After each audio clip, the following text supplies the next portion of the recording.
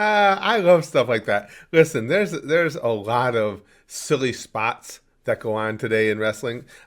Hell, you even see them maybe not generally quite as over the top in WWE, AEW, the bigger organizations. It's mostly on the indies. But as far as me, what do I think of all these silly spots? These if wrestling is fake, then explain this spots. I freaking love them.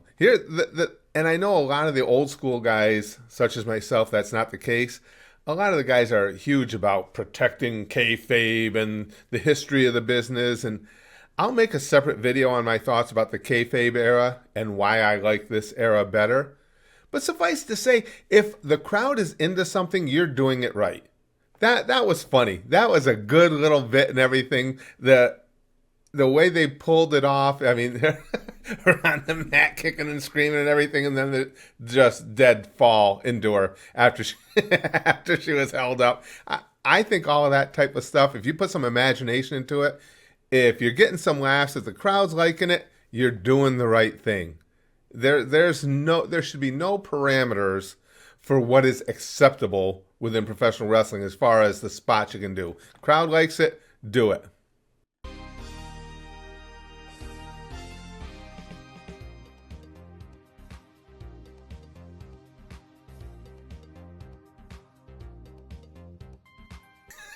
Now I may have to mute the music on that, see how much of it played, but it was from Michael Jackson's Thriller. I'm sure you could have assumed even if I had to take the music out. That's great stuff. That's just fun. Is that a gimmick that you would want to see every night at a show? I mean, is that a gimmick character that you could get behind and want to go to a championship with? No, but to have some fun with things, I think stuff like that is great. Plus, I can't dance, so I'm in awe of that, as well as I can't get that kind of height on my elbow drops anymore. It's questionable whether I ever got that much height on my elbow drops, but I like stuff like that, especially, the young workers, guys, girls, whatever. I just like seeing the young workers have fun and, take the audience on a fun ride.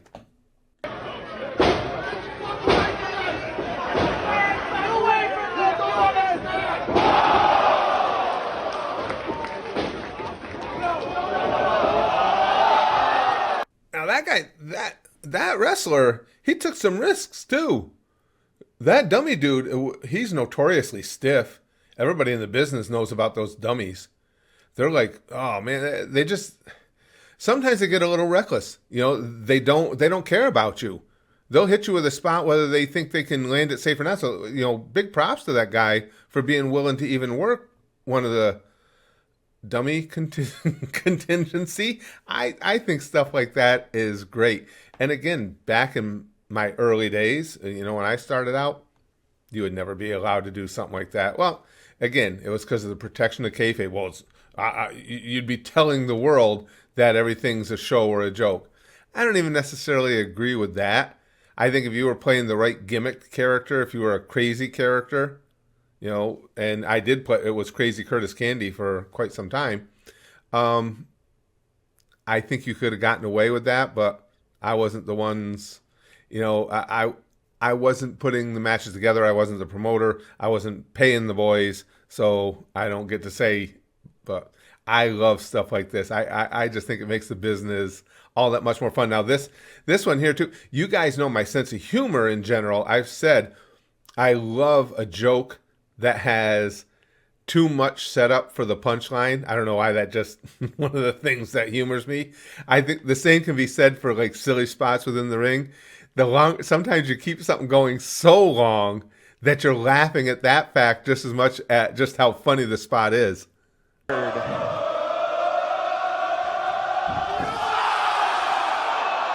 Oh. No! The legendary asshole of Jushin Thunder Liger!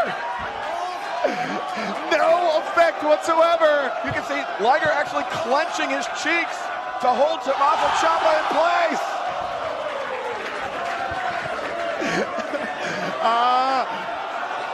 Tommy End is stuck. And now the Space Cat.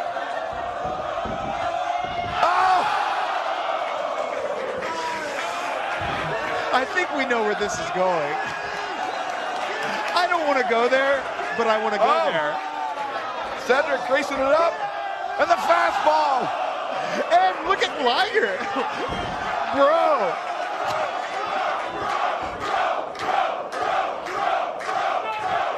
UFC style thumb to the rear.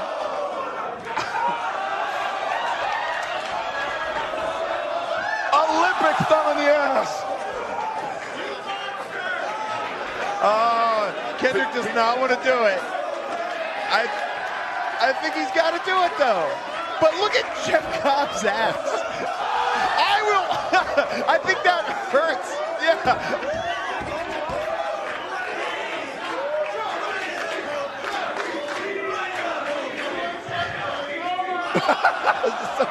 so casually. The most casual thumb to the bum you will ever see. He is not pleased about this one bit. And Jushin Liger.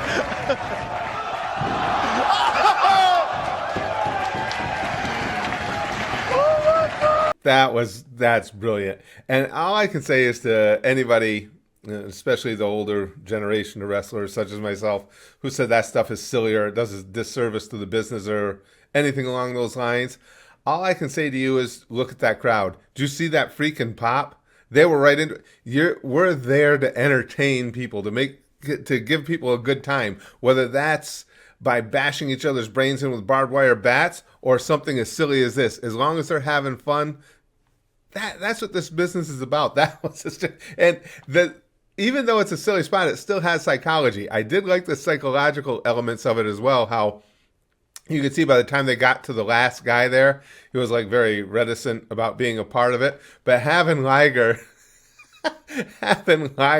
blow them all away, with assholes involved, just blow them all away. Fart them all away, whatever.